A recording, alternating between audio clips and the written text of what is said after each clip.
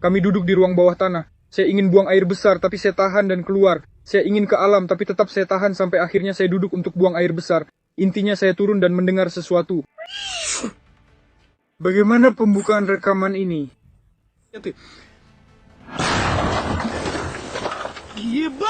Rusia baru saja memutus pasukannya sendiri dalam upaya putus asa untuk menyembunyikan kebenaran tentang perang yang gagal. Vladimir Putin melarang Telegram. Padahal aplikasinya sangat diandalkan tentaranya untuk komunikasi di garis depan. Inilah yang benar-benar terlihat seperti keputusasaan.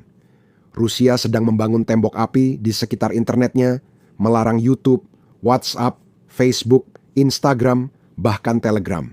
Mereka bahkan sampai memeriksa riwayat pencarian di ponsel orang-orang ketika mereka memasuki stasiun kereta bawah tanah.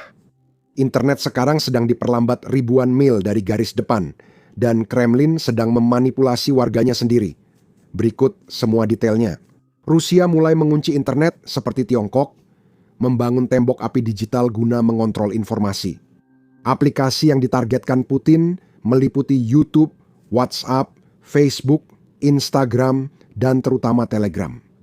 Putin menyebut ini perang melawan NATO dan mengklaim aplikasi-aplikasi tersebut adalah milik Barat atau NATO yang dilarang Rusia demi keamanan nasional. Berikut penjelasan logika dari pemimpin parlemen Rusia.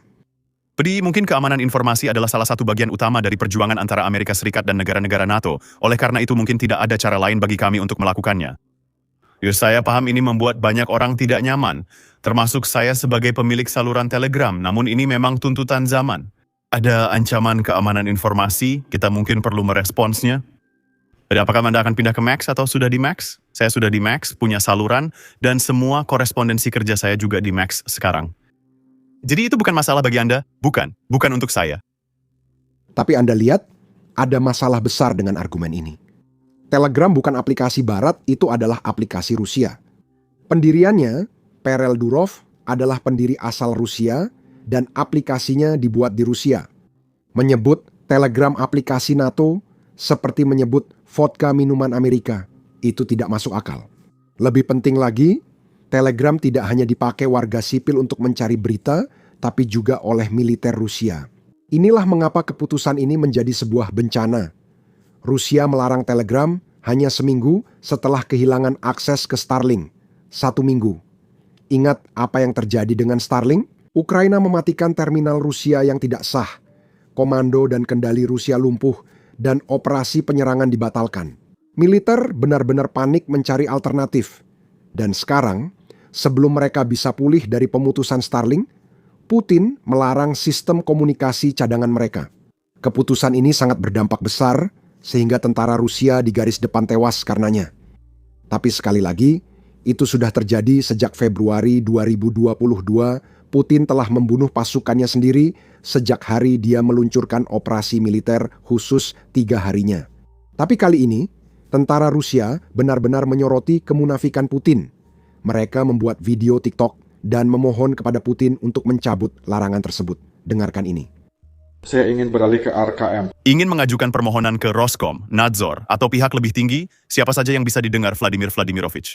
Platform Telegram memungkinkan kami untuk bertukar informasi dengan cepat dan berhasil melawan unmanned aerial vehicle musuh, serta Untuk berhasil melawan BPL musuh. Apa yang kamu inginkan sekarang? fakta bahwa sekarang kamu ingin mengambil alat ini dari kami. Nah, siapa yang menabur angin akan menuai badai. Kami putra bangsa yang layak, selalu mendukung dan tidak menentang. Kami mengalahkan musuh di bidang apapun, tanpa peduli kesulitannya. Tapi sekarang proses pertukaran informasi yang dibangun dengan susah payah menjadi semakin rumit. Percayalah, saya tahu ini lebih baik karena saya yang mengaturnya. Karena saya yang memperbaiki. Setelah video-video ini menjadi viral di media sosial Rusia, sekarang juru bicara Putin mengklaim hal itu. Sungguh lucu membayangkan bahwa militer Rusia bergantung pada Telegram, katanya. Itu tidak mungkin. Orang-orang yang menyebarkan informasi ini, para tentara hanya menyebarkan informasi yang salah. Dia mengatakan, ini di televisi. Silakan dengarkan. Ada mengomentari lambatnya Telegram di Rusia. Namun semalaman, ada banyak laporan dari blogger militer bahwa perlambatan dan kemungkinan pemblokiran sangat menghambat koordinasi pasukan di zona operasi militer khusus. Apakah Kremlin memiliki Kekhawatiran seperti itu? Iya, Anda tahu saya bukan seorang ahli. Sebaiknya pertanyaan ini diajukan ke Kementerian Pertahanan. Tapi saya rasa tidak mungkin membayangkan bahwa komunikasi di garis depan dijamin melalui Telegram atau aplikasi messenger lainnya. Ya, sulit dan tidak mungkin membayangkan hal seperti itu. Jadi, dalam hal apapun, tentu saja para ahli yang seharusnya membicarakan hal ini sekarang. Kalimat terakhir itu penting, katanya. Sulit dan tidak mungkin membayangkan bahwa Rusia menggunakan Telegram di garis depan. Dan tentara Rusia telah mengambilnya terlalu berat, karena sekarang mereka menyuarakan ketidakmampuan pemerintah. Di sini, seorang tentara Rusia dan blogger perang menjelaskan alasan mereka, yaitu untuk menyembunyikan dampak perang. Dan dia mengatakannya dengan kata-kata yang bisa dimengerti oleh Dmitry Peska. Dia berkata, sulit dibayangkan bahwa hanya seminggu yang lalu, pasukan kita masih mengandalkan jaringan satelit musuh untuk berkomunikasi. Dia sedang membicarakan Starlink. Dia melanjutkan dengan mengatakan, sulit dibayangkan bahwa banyak barang penting untuk perang dan kehidupan militer disuplai kepada para tentara oleh para relawan. Sulit dibayangkan bahwa di akhir tahun keempat perang, pihak berwenang masih menganggap pengkhianatan hanya untuk sekadar menyebutkan kerugian. Sulit dibayangkan bahwa di ibu kota kita, para sabotir membunuh jenderal-jenderal kita dan menanam bom untuk anak-anak kita. Tamu penting bebas mengunjungi ibu kota musuh, bahkan bercanda disebut pertahanan udara hidup. Saya rasa dia selalu maksud Jenderal Keith Kellogg setiap ke Kiev. Rusia tidak menyerang kota itu, dan itulah sebabnya orang Ukraina menyebut pertahanan udara hidup Jenderal Kellogg. Tapi kembali ke tentara Rusia kita, dia kemudian melanjutkan dengan membicarakan bagaimana Rusia sekarang mulai mengekang kebebasan pribadi. Dia mengatakan tidak bisa membayangkan bahwa ponsel orang, korespondensi pribadi, dan riwayat pencarian mereka diperiksa di pintu masuk metro. Tidak bisa dibayangkan bahwa internet dimatikan secara sewenang-wenang ribuan kilometer dari zona pertempuran, katanya, dengan alasan keamanan terhadap serangan dan penembakan. Dan kamu, teman baik, apa yang benar-benar tidak bisa kamu bayangkan sama sekali? Ini seharusnya memanggil kehidupan Peskov. Siapa juru bicara untuk Vladimir Putin sendiri? Jadi orang Rusia akhirnya mulai angkat bicara. Tapi saya rasa orang ini tidak akan lama merasa takut. Dan soal pemeriksaan ponsel di stasiun metro, itu bukan berlebihan. Itu benar-benar sedang terjadi sekarang. Polisi Rusia memeriksa ponsel warga saat mereka mencoba masuk ke stasiun metro. Lalu mereka memeriksa pesan pribadi dan riwayat pencarian mereka. Bahkan mereka juga memeriksa riwayat YouTube hanya untuk mencari apapun yang bertentangan dengan narasi pemerintah. Bahkan baru-baru ini, seorang pria Rusia didenda hanya karena menyukai video dari akun yang oleh pemerintah disebut sebagai agen asing. Bayangkan saja, di Rusia, menekan tombol suka pada video yang salah bisa membuat Anda bermasalah secara hukum. Saya rasa pria ini terlalu sering menonton bisnis dasar, jadi saya punya pengumuman keselamatan. Jika ada yang menonton video ini dari Rusia sekarang, sungguh jangan tekan tombol suka di bawah ini. Anda benar-benar bisa menghadapi konsekuensi nyata. Tapi, jika Anda menonton dari tempat lain, pastikan untuk menekan tombol suka dan berlangganan di bawah ini. Itu membantu algoritma dan, sebagai bonus, itu akan mengganggu Vladimir Putin.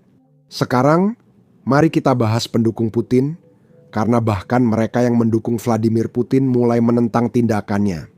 Igor Gerkin, mantan jenderal Rusia yang jelas-jelas bukan pro-Ukraina, baru saja memposting ini. Saya paham bahwa pembatasan Telegram bukan dimaksudkan untuk melawan propaganda musuh, tetapi untuk menjaga monopoli kebohongan oleh negara. Orang ini penjahat perang yang menembak jatuh pesawat Malaysian Airlines penerbangan MH17. Dan sekarang dia mengkritik Putin karena sensor. Ketika orang seperti Gerkin mulai mengkritik pemerintah, kamu tahu situasinya benar-benar genting. Jadi bagaimana pemerintah Rusia menanggapi semua ini? Dengan berbohong seperti biasa? Begitulah media pemerintah Rusia memberitakan penindasan ini. Anggota parlemen Rusia dan mantan perwira Angkatan Darat Andrei Gurulyov menyebut pembatasan terhadap Telegram sebagai pertahanan garis depan informasi, salah satu komponen dari pertempuran antara Rusia dan NATO. Situasinya yang menuntut ada ancaman eksternal, Rusia harus bereaksi, jadi Moskow menggunakan ketegangan dengan Barat sebagai kesempatan untuk melakukan penindasan. Di aplikasi pesan yang sangat populer, RBK melaporkan bahwa menurut data dari September 2025 Telegram adalah aplikasi pesan terpopuler kedua di Rusia di bawah WhatsApp. Sebanyak 46% orang Rusia menggunakannya. Surat kabar itu menyatakan ini bukan kali pertama pihak berwenang membatasi aplikasi itu. Antara tahun 2018 dan 2020, mereka mencoba memblokir Telegram, tetapi akhirnya menyerah sebagai respons terhadap tindakan pihak berwenang Rusia. Pendiri Telegram, Pavel Durov, menyatakan bahwa membatasi kebebasan warga negara tidak pernah menjadi jawaban yang tepat. Telegram mendukung kebebasan berbicara dan privasi, apapun tekanannya, tulisnya di saluran Telegram miliknya. Ia berpendapat pembatasan itu adalah upaya pihak berwenang memaksa warga memakai aplikasi negara untuk pengawasan dan sensor politik. Ada dorongan yang jelas untuk membuat warga Rusia beralih ke aplikasi baru yang dikendalikan negara yang bernama Max. Sekarang, Ukraina jelas sangat diuntungkan oleh semua kesalahan yang dibuat oleh Putin, tapi ini mungkin akan mengejutkan Anda. Mereka tidak hanya diuntungkan di garis depan, mereka juga diuntungkan secara finansial, Anda lihat. Setelah Ukraina mematikan Starlink dan membuat daftar putih khusus untuk terminal Ukraina, pasukan Rusia berusaha mati-matian mencari cara agar terminal Starlink mereka bisa masuk ke daftar putih Ukraina ini.